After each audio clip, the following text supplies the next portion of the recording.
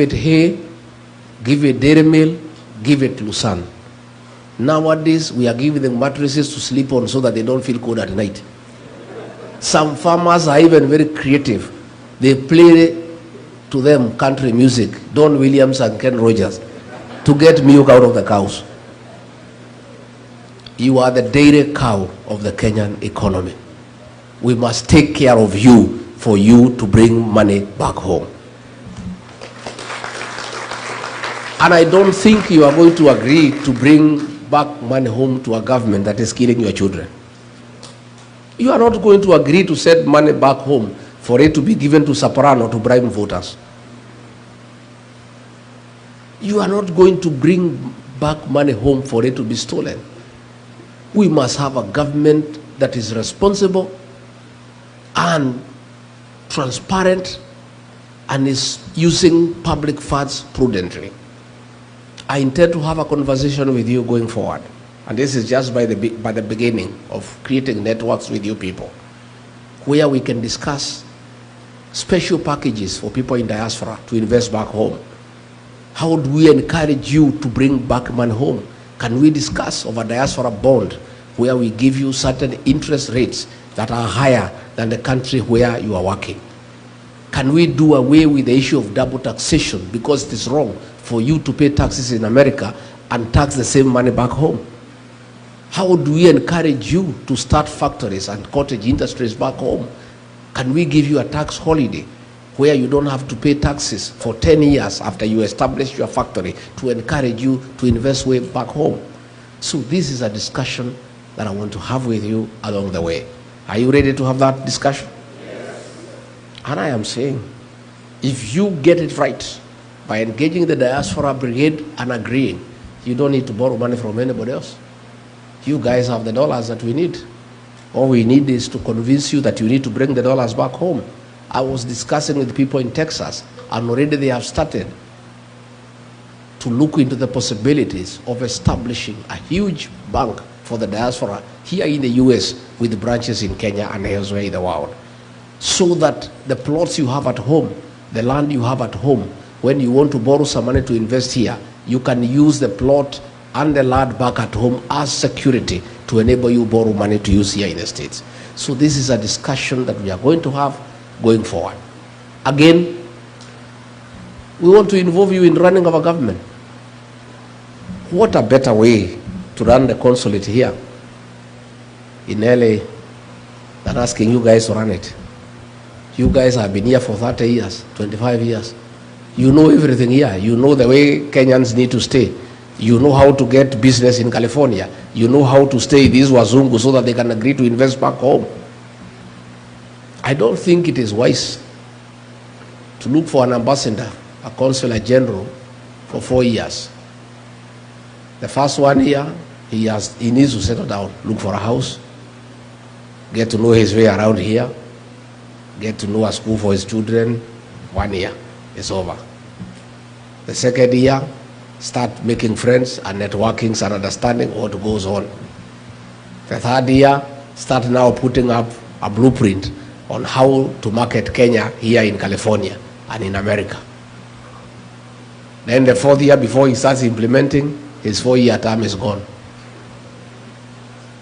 But if you get a guy here who has stayed here for 25 years, appoint him or her as consular general on Monday, and he or she reports to office on Tuesday, by Wednesday, business is going on. True or false? Because you know your way around here. Yeah. I want to give a commitment to the diaspora people that in our administration, you are the guys who will run our embassies abroad. Yeah. So that it is easy for you, because you love your country and you know your way around here and you have the networks and you understand exactly what needs to be done and you don't need anybody to teach you. And I think we'll have very, very impactful and efficient diplomatic representation of our country abroad if we involve the people who are living in those countries and who understand what goes on. So I want to partner with you.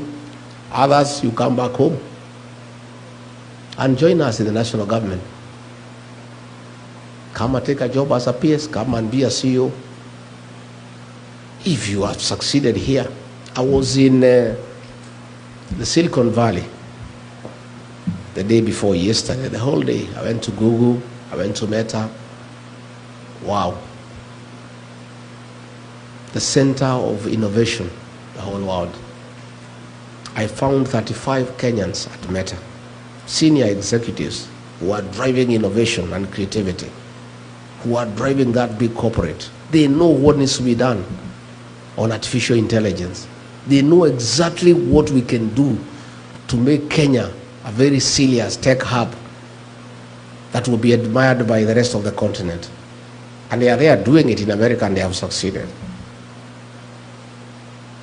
Then back home, the Minister for ICT is William Kabogo.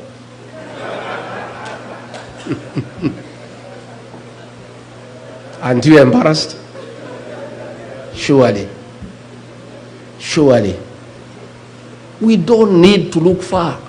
We have Kenyans who can transform our country. Those guys I found there at Silicon Valley, I met some top executives there, Kenyans.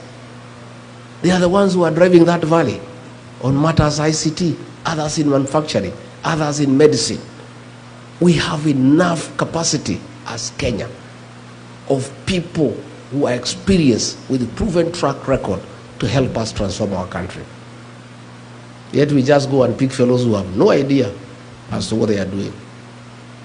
So I want to look to the diaspora for a great resource of people who can help us transform our country, because I think it's the right thing to do. And I'm asking, help us to mobilize our support back home for a true transformation of our country. And Wekesa, our cousin, the Mutembei nation is good. I was there for 4 days, and it's one term. From Vihiga to Kakamega to Busia to Bungoma to Trans Nzoia. All we need to do is stick together. My brothers, George Natebea, Eugene Wambalu, and Cleophas Malala to stay together so that they can provide leadership. You know, my place there in the mountain, hiyo nimefunga na kifunguo nikawachia Justin Muturi akae naye, na nikamwambia nikisikia Kasongo amerudi huko utanijibu. We were there with our cousins at the coast. Is good. Lower Eastern Ukambani is good. And the payslip holders across all communities, there are 3.5 million. And every payslip holder has an impact over 2 people, minimum. Another 10 million strong people.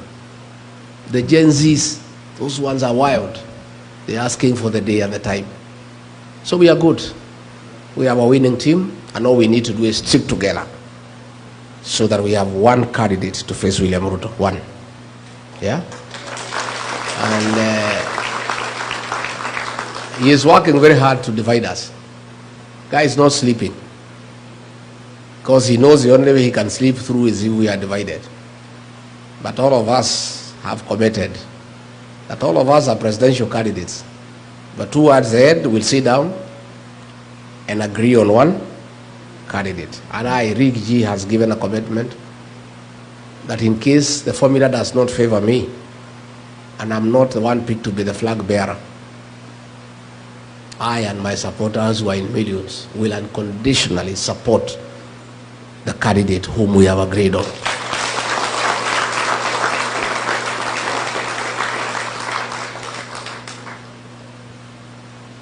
Lakini wakiamua ni mimi,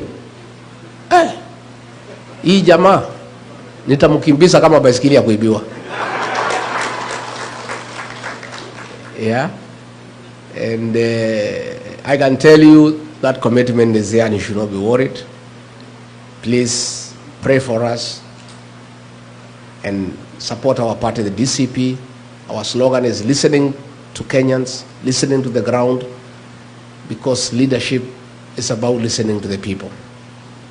When you are elected, your employers are the people who have elected you. And you must listen to your employer. All of you, wherever you are employed, you must listen to your employer. And that is what I do. I listen to the people. Since I came to the US, I'm a better leader than when I came. I've listened to many people, and I've written. And I'm going through the notes. I am a better person than when I left Nairobi. By agreeing to listen. It costs you nothing to listen to people. It only enriches your thinking. I don't know everything. I cannot pretend to know everything. I am benefiting from your experience here in the United States. We were told in California, in San Francisco, about water harvesting so that we can use the water for irrigation in areas that are dry in California. And that's how California feeds the rest of America. I learned a lot that I did not know. At ICT, the tech world, I learned many things I did not know. When I was at Meta, I learned that for you to get productivity out of employees, you allow them to have an easy environment where there are no issues of yes sir. So I found some young people there with the jeans. They are the ones who are driving that company. Even their boss is coming, they don't even call him sir. Kwetu pale kwa Ruto ukienda cabinet, unainama kwanza ukiingia karibu uguse kichwa na sakafu. And nobody is allowed to say anything. In that cabinet, I'm the only guy who was speaking. And in fact, I heard the majority leader in Senate, Aaron Cheriot, saying that I never used to speak in cabinet. I stopped speaking. Because I realized this guy, even if you speak, he has already decided what will happen. So you are just wasting your time. So I'll just sit and not even listen because he has already decided what will happen. So they had Meta. I found working groups of young people. Nobody is a boss there. Everybody is allowed to be creative and to have initiative, and is discussed and agreed on. It was a very useful lesson for me. That given a chance to lead Kenya, I'll create such an environment even within cabinet, even among PSs. I just allow people to talk and be easy so that they are able to be creative and productive and they can be useful to the country. So I want to say I am very happy, and I wish I had more time to be here in LA, because this is the greatest theater of the world where all the stars in film, in music are. Yeah? I'm walking around with the people here to see whether I can meet one of them. Yeah? I would have loved to be here, a longer time, but I'll come. I've really enjoyed since I came. People are very nice. They are very kind to us.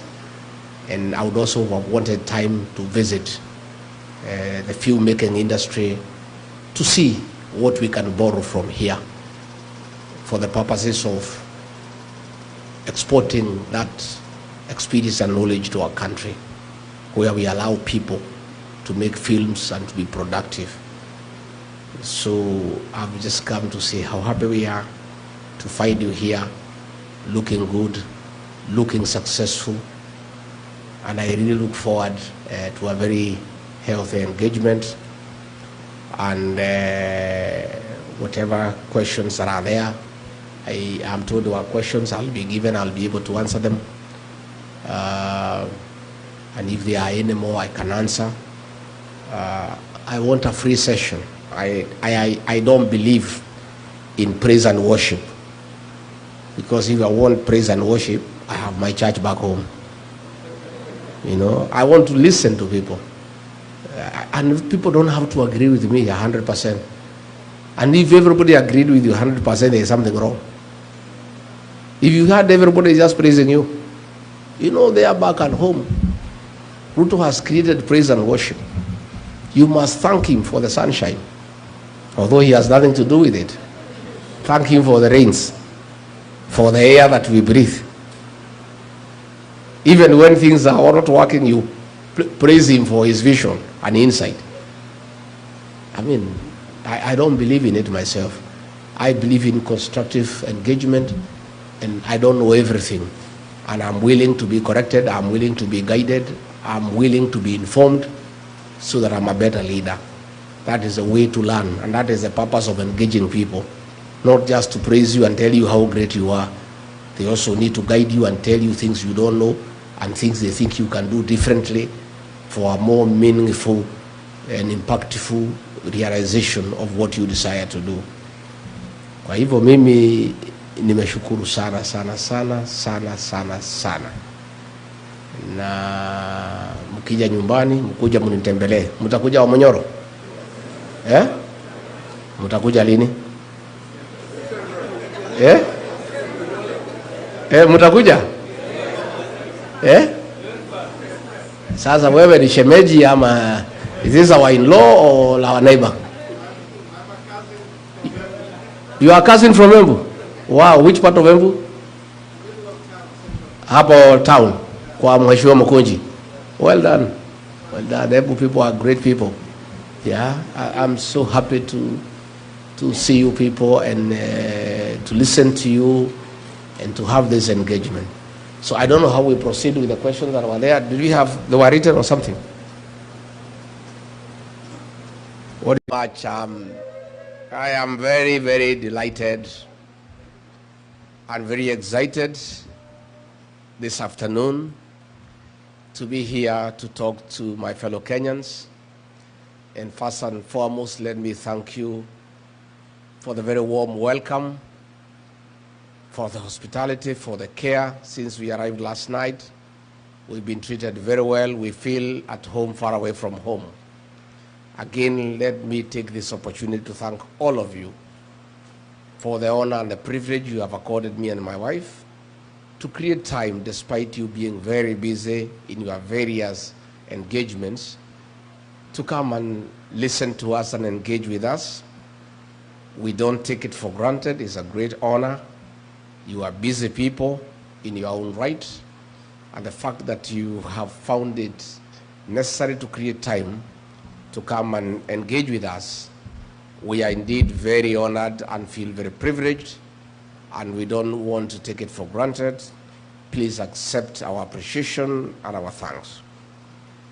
Number two, since I came to the States about more than a month ago, I am amazed by the love the Kenyan people have accorded to me. I'm also fascinated by the unity of the Kenyan people, of staying together as Kenyans, loving one another, taking care of each other, and being your brother's keeper. Most profoundly, I am more than impressed by the culture of hard work you have exported here to America. Kenyans here are doing well, they are doing great. Those who are employed are respected at their working places for being hard workers and being very committed and focused in the jobs that they do. Other Kenyans, I'm so happy, have graduated into creators of employment. They have started businesses that have succeeded. And that tells me and gives me comfort that Kenya, we are okay, we are good.